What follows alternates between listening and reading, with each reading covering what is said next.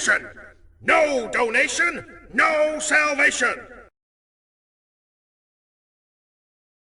And remember, respect is everything. And we're back. So, like I said in my last video, I was gonna look at these in greater detail.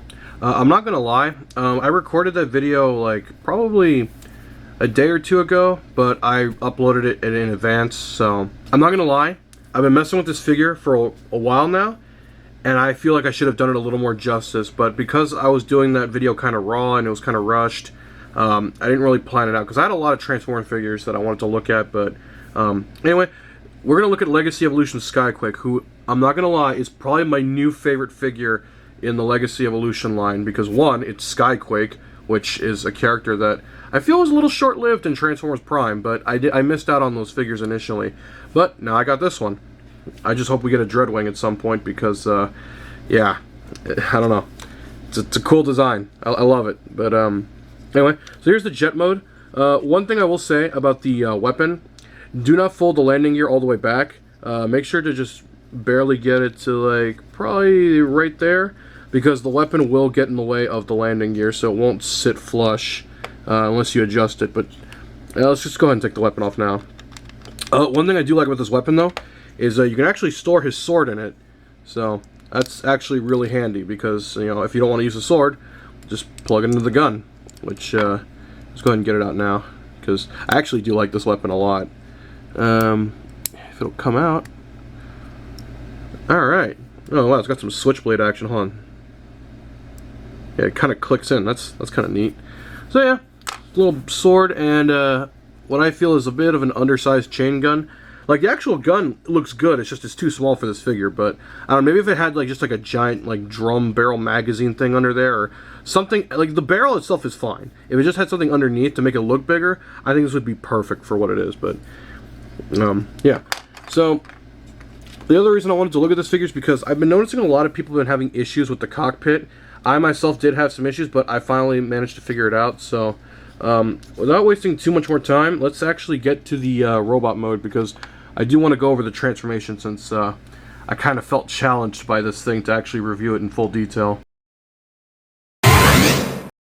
Okay, so what we're going to do, we're going to start with the part that I feel is the most difficult, which is the cockpit. Also, if this wing piece falls off a lot, forgive me. On my copy, that particular piece is kind of loose for some freaking reason. Sorry, I'm talking really fast, at least for me anyway, so I'm not used to rambling this much. But yeah, go ahead and pull those forward. We should probably get the cockpit out of the way now, but here, let's go ahead and just open up everything. Just kind of pull everything apart. So we're actually going to pull the legs apart first. So what we want to do, and I'm starting from jet mode because that's how he's normally packaged. So I figured what better way to, you know, take a look at him than in the mode that everyone's going to be first exposed to, unless you're buying him used. But anyway, go ahead and fold that leg out. You'll notice the joint is backwards, so what you want to do is go ahead and rotate it out. It may show a little resistance, so just kind of work with it a bit. Make sure it goes forward. Fold that foot out. Fold up that landing gear just so it's flush, and then... Oh, wait, I think I got it backwards. Okay, there we go. Sorry, my bad. So go ahead and do the same thing with the other leg. I'm sorry if I'm not getting all this on frame. I'm not really used to doing traditional reviews like this, just because I review a lot of my Lego mocks, which are based on Transformer characters, which is ironic, because I did do Skyquake, and I do have a new one planned. I'm not going to say what it is, but it's kind of a surprise. But given the nature of the topic at hand, it may not be surprising to some people. But anyway, go ahead and fold these back, fold these wings up. There's a little tab in there, right there. Go ahead and plug that in right in there. I'm sorry if I'm going real southern on you. Okay, here, let's deal with this first. Go ahead and split the wing assembly apart. It's going to show a little resistance, but a little patience and a little American elbow grease, and you'll get right in there. I don't know why I'm talking so southern today, but I don't know, I'm a silly guy. Okay, there you go. Go ahead and clip those apart. What you want to do, so let's get the arms out of the way now. So I like to do them like this. I just grab them both and just pull them really good. Nice solid ratchets too. Listen to that. Oh man, that didn't sound good. They're fine. They're just really tight. But okay, go ahead and fold the fist out just so they're out of the way. Go ahead and split the arms to get them out of the way.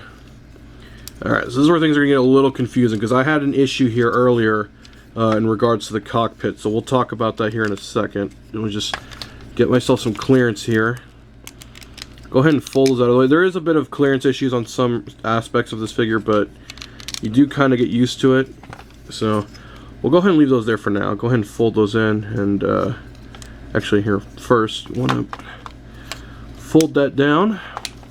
Get it out of the way, and then it'll fold back like that. Here, let me see if I can get it better on this side. So, go ahead and fold that down. Fold that wing out. So, there's a bit of an order to these things, so go ahead and get it like that. There you go. And then we're just going to leave that alone for now. So, here's the issue that seems to be plaguing a lot of people, myself included, but I seem to have found a bit of a good strategy, and there actually is a video that I watched to kind of figure this out, so I'll probably link that below in the comments or something, or in the description. But what you want to do, and it seems to be a matter of doing it in order, so when pull the head out, you want to gently lower this down first. Let's go ahead and get the shoulder blades out of the way now, just so that they're not a nuisance later. So they're on ball joints, so or well, they're on a hinge and a ball joint. So go ahead and fold that out, fold it up like this. Hopefully you saw that. I'm sorry if you didn't. Alright, now let's get to the cockpit, which is where a lot of people seem to be struggling, but I seem to have eventually figured out the trick. So what you want to do is, well, first fold the cockpit down. Then we're going to need to get some height on this, so give me one moment, please. Okay, apologies for that little interruption. My camera batteries died, so I had to switch them out real quick. Alright, so let's look at this cockpit. So I'm actually going to have to fold this one back just a little bit, just to get some clearance in here. So yeah, like I said, this figure has some clearance issues, but you get used to them once you figure things out. Fold that forward. There we go. Okay, so right here, so a lot of people are having trouble with that landing gear because it won't go in. So what you want to do, first of all, when you're taking the cockpit out, so here's the head. You want to do it like this. Oh, well, okay. Grab the head. Push it down first. Okay, there we go. Push it down first so that the hinge goes in. Then what you want to do, go ahead and pull the cockpit forward like you normally would. And it will take a little bit of muscle to get it in there, but just push real good and it'll push the cockpit forward, and then it'll make a nice flush little situation there.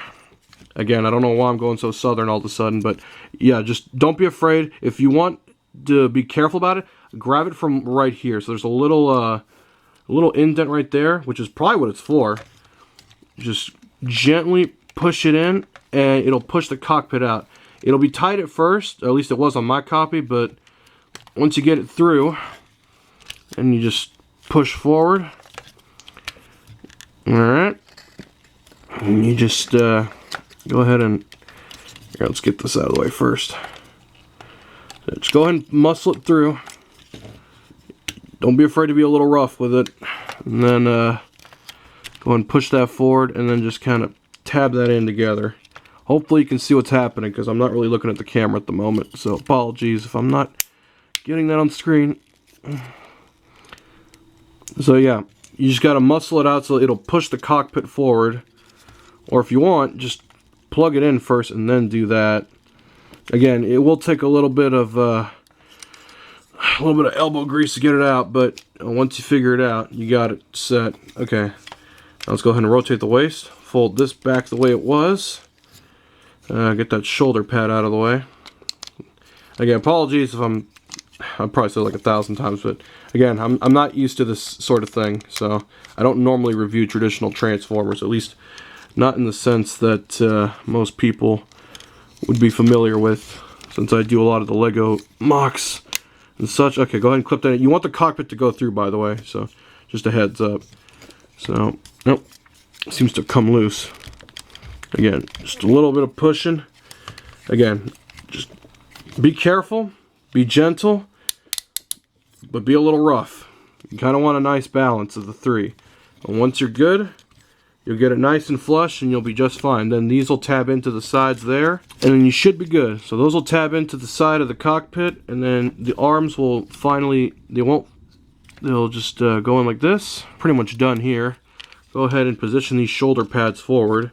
They're on a bit of a ball joint and a hinge system, so your mileage will vary on how you position that. Why am I so southern today? It's freaking me out because I'm actually Mexican, which is ironic, but I was born and raised in Texas. But I don't know. That's completely irrelevant, but I just thought it was funny. Alright, we're back. There he is in robot mode, and my goodness, that is an impressive looking robot mode.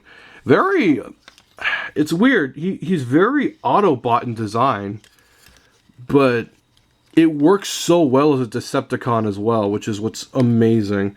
I really love the head sculpt too. That's really nice. I think he has light piping, but get a flashlight.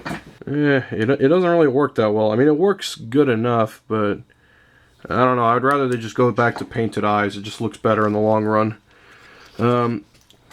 But yeah, like I said in my last toy haul, he really reminds me of the Doomslayer. I don't know if it's just his general build or physique. Physique, it's a robot. But it just really gives me a very, like, Doomslayer type... Oh, I almost forgot. You gotta fold these little panels forward to keep those fists in place. Again, I'm sorry. I'm not used to this kind of thing. Speaking of Doom, let's give him his chain gun. I would plug it into his hand, but I actually prefer to do it on one of these little holes here because, like I said, it looks really ridiculous in his hand because of how small this chain gun is. There's two holes. There we go. But there he is.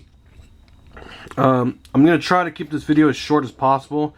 I'm not gonna go into articulation stuff. I mean, just take a good look at him. He is premium grade, like, quality. At least I think so. But anyway, I hope you enjoyed. I hope the transformation that I did was somewhat helpful. Again, I know I may have botched it in some areas, and I'm sorry if I didn't get all of it on screen, but until next time, you all have a good one. Hallelujah! Another soul saved!